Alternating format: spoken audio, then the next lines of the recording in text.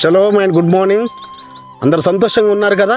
కృపావాక్యం కొరకు దినదినం మీరు కనిపెట్టుకుని ఉంటున్నారు, చాలా సంతోషము. ఈ దినము వాక్య భాగము 2వ దినవృత్తాంత గ్రంథము 20వ అధ్యాయము 20వ వచనము. మీ ఎలోహిమైన యెహోవాను నమ్ముకొనుడి, అప్పుడు మీరు స్థిరపరచబడుదురు. ఆయన ప్రవక్తలను నమ్ముకొనుడి, అప్పుడు మీరు కృతార్థులవుదురు అని చెప్పాను. ఇక్కడ యెహోషాపాతు గారు తన జనులైన యూదులకు ఆయన సెలవిస్తున్నాడు, తన ప్రజలకు ఇజ్రాయెల్తో మాట్లాడుతున్నాడు. వాళ్ళు నిమ్మలంగా ఉన్నారు, చాలా శాంతిగా ఉన్నారు. వారు సర్వసృష్టికర్త యొక్క నీతిని అనుసరిస్తున్నారు, ఆయన పండుగలు ఆచరిస్తున్నారు, అక్కడ ధర్మం వర్ధిల్లుతుంది. కానీ అమ్మోనీయులు మరి మోయాబీయులు వీరి మీకు యుద్ధానికి వచ్చారు. యుద్ధానికి వచ్చినప్పుడు అయ్యా మేము తండ్రికి మొరపెడుతున్నాడు. యెహోషాపాతు మందిరంలో చేరి ఆ మందిరం ఎదుట ఆ కొత్త శాలలో నిలబడి ఆయన ప్రార్థిస్తున్నాడు.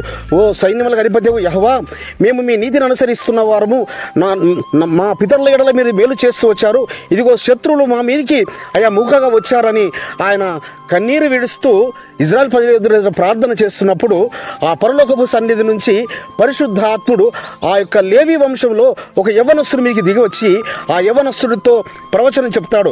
ఇజ్రాయెల్లారా, మీరు భయపడకండి, మీరు యుద్ధానికి బయలుదేరండి. యుద్ధము చేసేది మీరు కాదు, యుద్ధశూరుడు యెహోవా మీ పక్షంలో యుద్ధం చేస్తాడు. మీరు ఈ యొక్క లోయలో పడి మీరు స్తుతిస్తూ వెళ్ళండి, యుద్ధ పంక్తులుగా తీరి స్తుతిస్తూ వెళ్ళండి.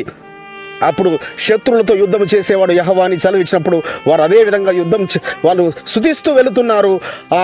అక్కడ వారు వెళుతున్న ఆ మన్యములో మరి శత్రువులు మరి వారు వీరి మీద దాడి చేయాలనుకున్నారు. కానీ మాటుగాండ్రని పెట్టి ఆ మాటుగాండ్ర వీళ్ళ మీదకి యుద్ధం చేయడం మొదలుపెట్టారు. ఎవరి మీదకి? అమ్మోనీయుల మీదకి, మోయాబీయుల మీదకి.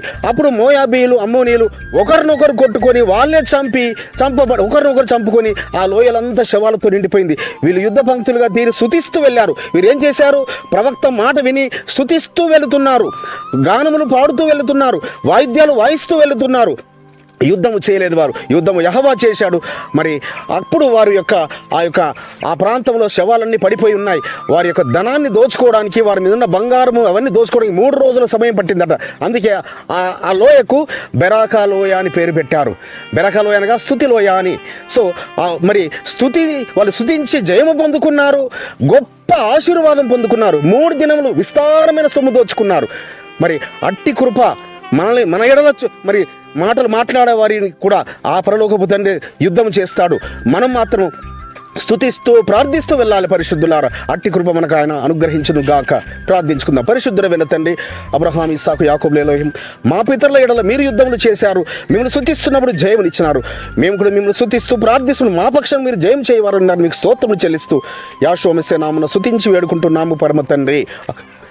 మన పరలోకపు తండ్రి అయిన యెహోవా ప్రేమయు, యెహోవా మెస్సీయ కృపయు, పరిశుద్ధాత్మ యొక్క సహవాసం మీకును మీ కుటుంబాలకు సదా తోడైండి బలపరచును గాక. ఆమేన్.